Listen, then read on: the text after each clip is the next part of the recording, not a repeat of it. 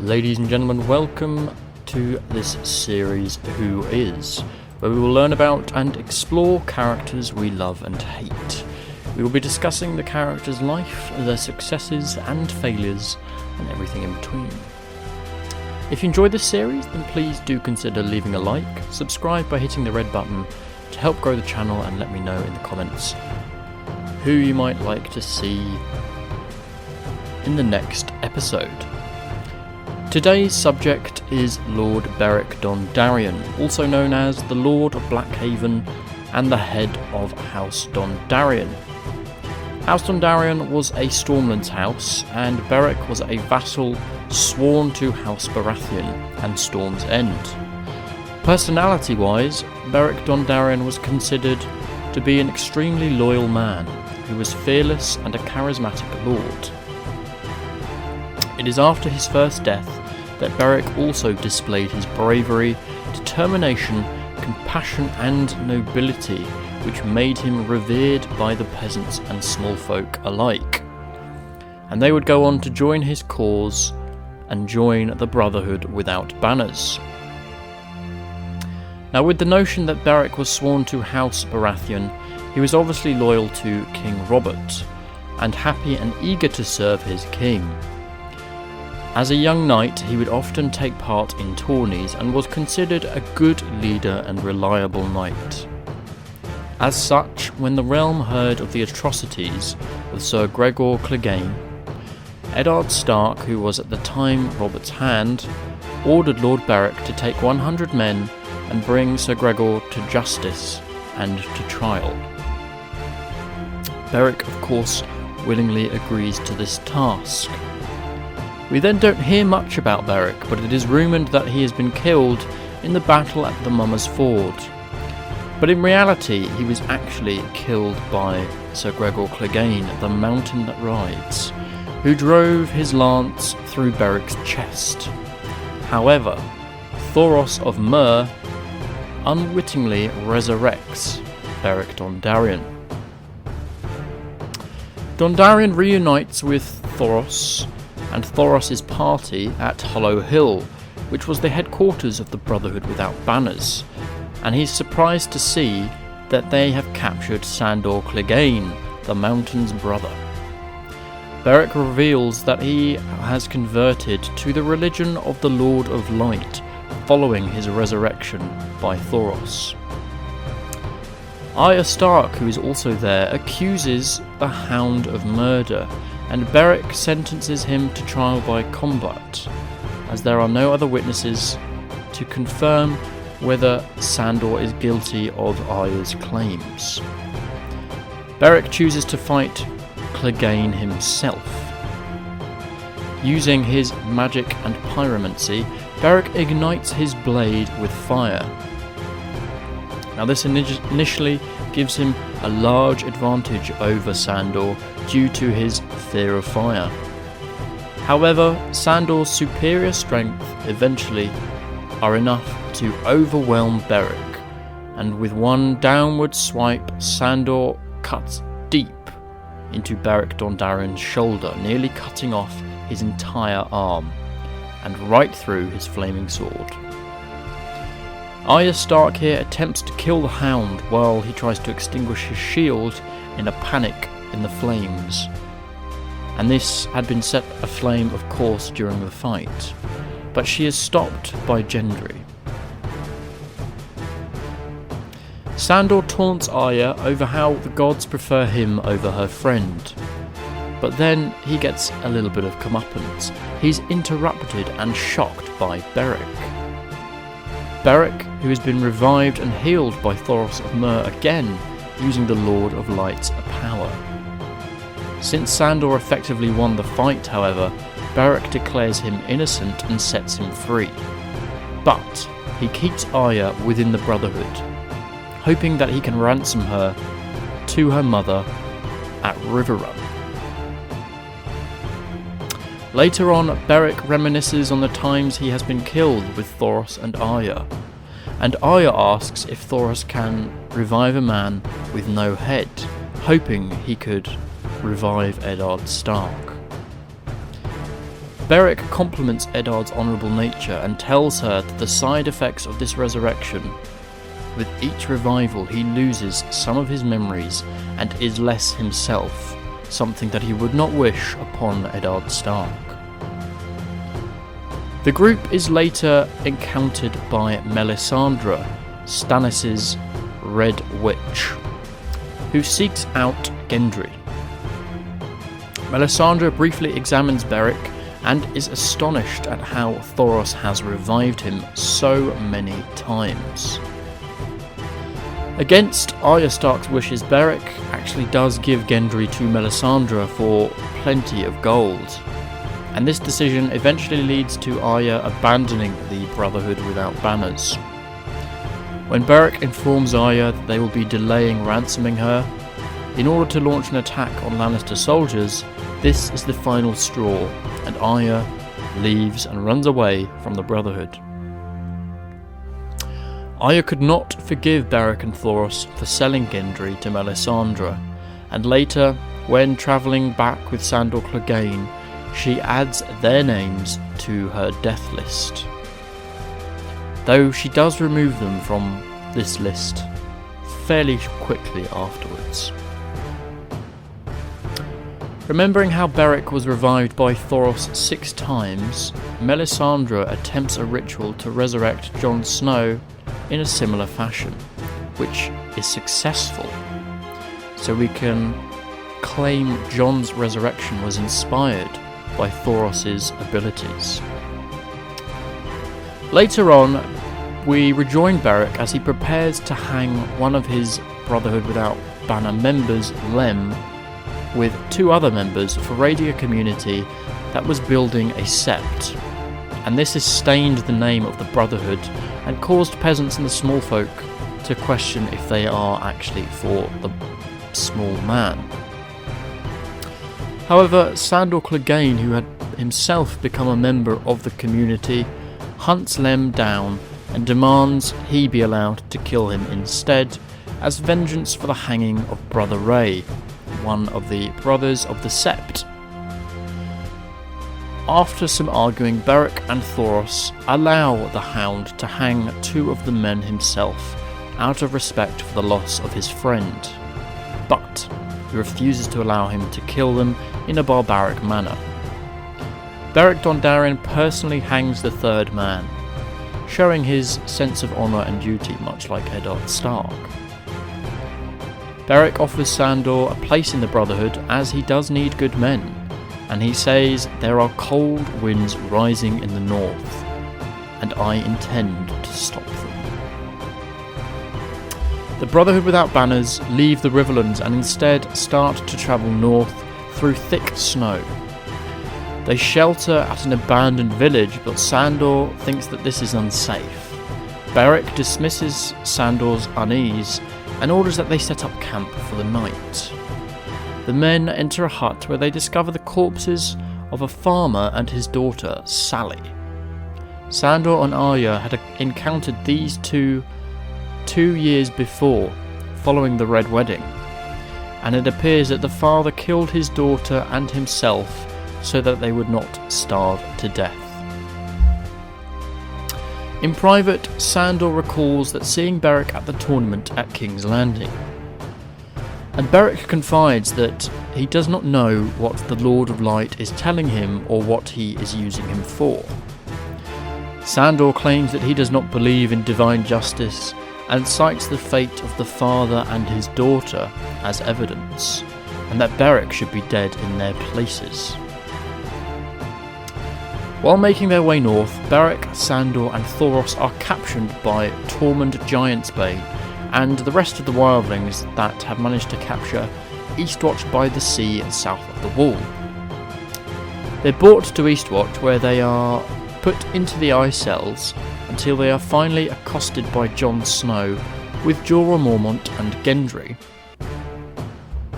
Despite initial distrust, particularly on Gendry's part, seeing as Beric and Thoros sold him for mere gold to Melisandre, Jon decides that they are actually on the same side, and he releases them to join the Night's Watch and the rest of his wildling allies. Beric, Thoros and Sandor join Jon, Gendry, Jorah and Tormund on their quest north of the Wall to help Jon capture a White in order to drag it back to Cersei Lannister as proof of the threat that the army of the dead is posing to the entirety of Westeros. While travelling beyond the Wall, Beric and Jon have a conversation, and Beric claims that Jon does not look much like his father, which makes Jon question and takes him by surprise. Beric reveals that it was Eddard Stark who sent him and Thoros to hunt the mountain, revealing that he heard from Tormund that Melisandre brought Jon back from the dead, and Beric tells Jon that Thoros brought him back 6 times by now. A little bit of a one-uppance there. Beric claims that both of them serve the Lord of Light, and Jon replies that he serves the North, and that the Lord of Light has never spoken to him. When Jon claims that he does not know what the Lord of Light wants of him, Beric replies that the Lord wants both of them alive so that they can fight for life itself. Beric states that death is the enemy, and that although the enemy always wins, they still need to fight him. Eventually a snowstorm sets in and the group is ambushed by a white polar bear. Beric and Thoros ignite their swords to fend off this beast. And although the rest of the group is able to defeat the beast in a combined effort, Thoros is mauled and gravely wounded by this beast. After the bear was destroyed, Beric stops the bleeding on Thoros' wound, cauterizing it with his flaming sword. As they travel further north, they eventually encounter a White Walker accompanied by a small group of Whites. They try to ambush the Walker and the Whites, and Jon eventually kills the Walker with Longclaw.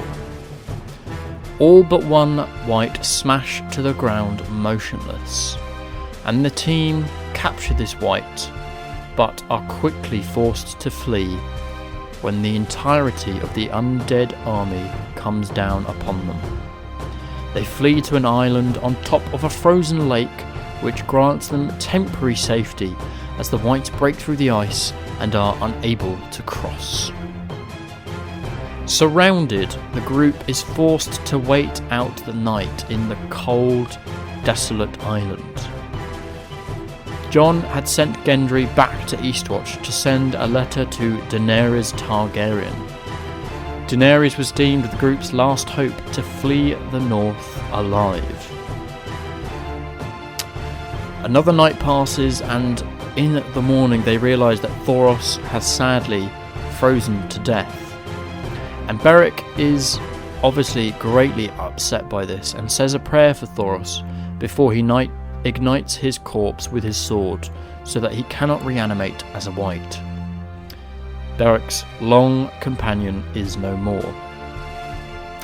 After burning Thoros, Beric joins Jorah and Jon, who are discussing that Daenerys is their only hope. And Beric claims that there is another and points at the Night King, who's watching the trapped group from a nearby hill. Beric states that the Night King is the one who turned them all, and thus killing the Night King would annihilate the army of the dead in one swift stroke.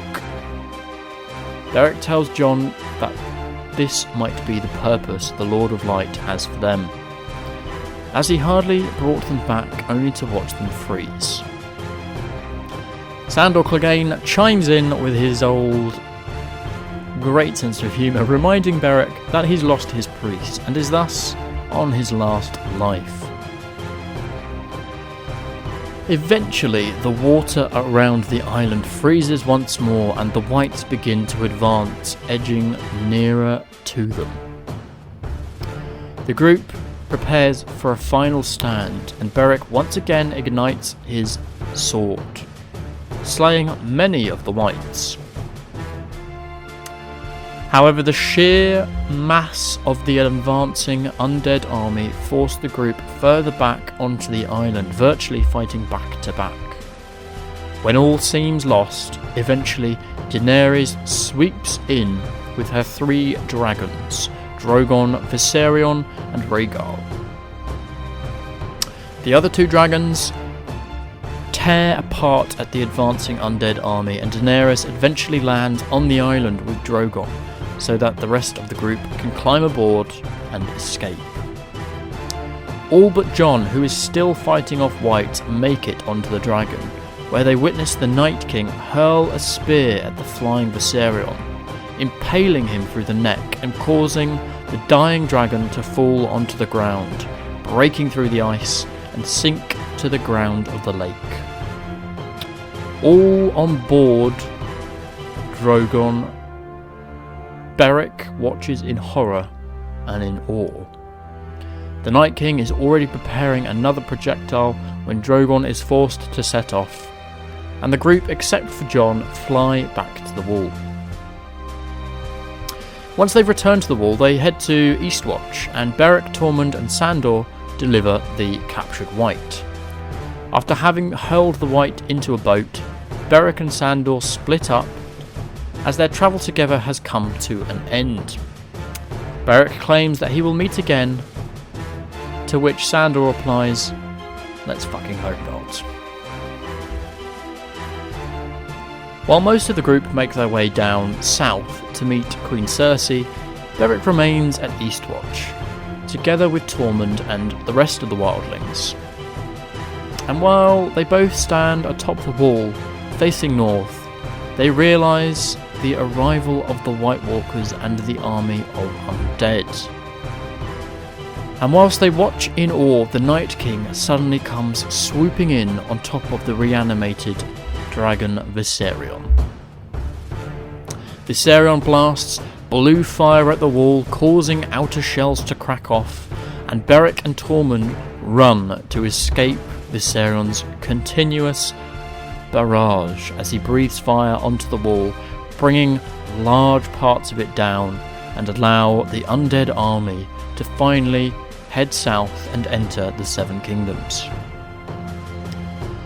Beric and Tormund flee and eventually arrive with the rest of their companions at Last Half, accompanied by only a small handful of the surviving Brotherhood, Night's Watch and Wildling forces.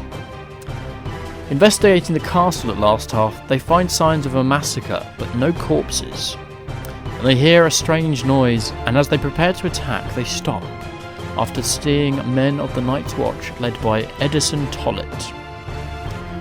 The group investigates the hearth itself, discovering the body of Ned Umber pinned to a wall, surrounded by limbs in a spiral pattern, a message from the Night King. Beric, Ed, and Tormund discuss what to do next, and they agree if they combine horses, they can reach Winterfell in time. Suddenly, Ned Umber reappears and reanimates as a White, but Beric quickly ends this, igniting him with his flaming sword and setting the spiral surrounding him on fire.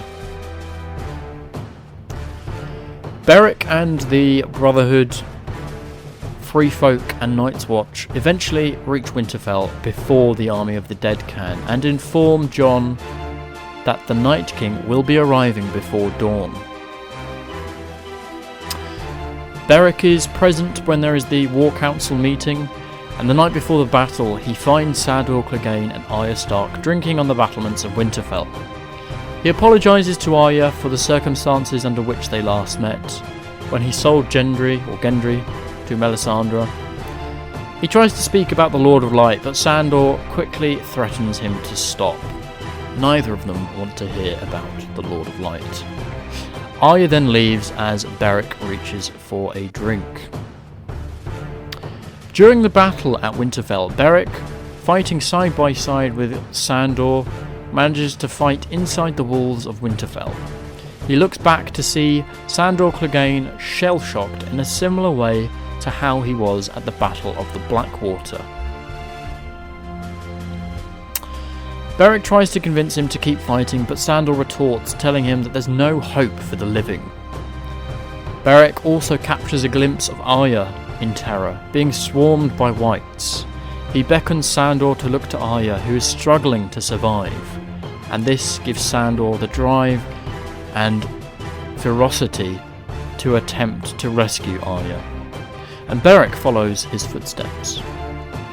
As Beric and Sandor walk through the hallways of Winterfell, they see the door before them fling open with Arya knocked onto the floor, being overrun by wights. Beric throws his flaming sword at the one atop of Arya and kills it, saving her, but is unable to reclaim it due to the overwhelming surge of wights.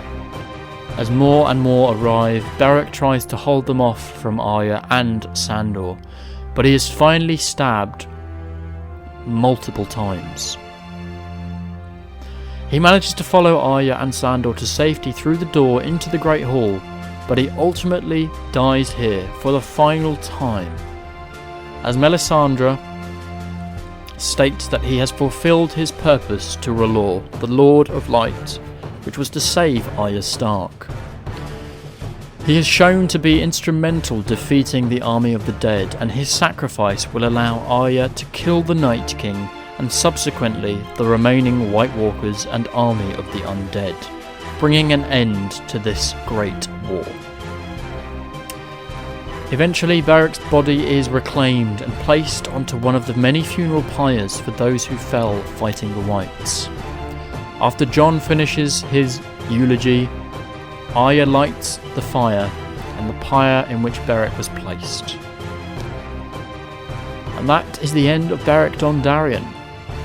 He died 7 times and was revived 6 times by Thoros of Myr's prayers to the Lord of Light. He was initially impaled through the chest with a lance by Gregor Clegane. He was knifed in the belly, shot in the back with an arrow, had an axe driven into his side. He was captured by Lannister soldiers, and they executed him for treason, but unable to decide whether to hang him or stick a dagger through his eye, they did both. He was also cleaved through the torso by Sandor during his trial by combat, and finally stabbed by wights while trying to protect Arya and Sandor during the Battle of Winterfell, and this caused his final death. As Beric mentions, he does not perfectly recover from every time he suffers a death, and instead he carries severe scars and also mental scars that affect him. Notably, he has a mark around his neck from when he was hung, and is missing his right eye, which did never grow back. Being resurrected, he said, carries a heavy toll, and it chips away at him, and each time he loses a large piece of his memory, every time he's brought back. And this, ladies and gentlemen, has been Who is Beric Dondarrion? Do you like him as a character? Do you like that he created and helped forge the Brotherhood without banners? How he redeemed himself after selling Gendry and defended Arya and Sandor? And let me know who you might like to see in the next episode of Who Is. It doesn't have to be a Game of Thrones character, it can be any fictional character that you're interested in. I'm going to continue doing Game of Thrones characters for now, but I'll be keeping a running list of interesting characters in fiction to explore at a later date. In the meantime, friends, I hope you have all enjoyed this episode. If you have, then please do consider leaving a like on the video, this would be very much appreciated. Also, subscribe to help grow the channel and encourage new content to be released. You'll also be an awesome person for doing so and helping support. Thank you all very much, and I will see you all in another episode of Who Is. Thank you all very much for watching, and I will see you all next time.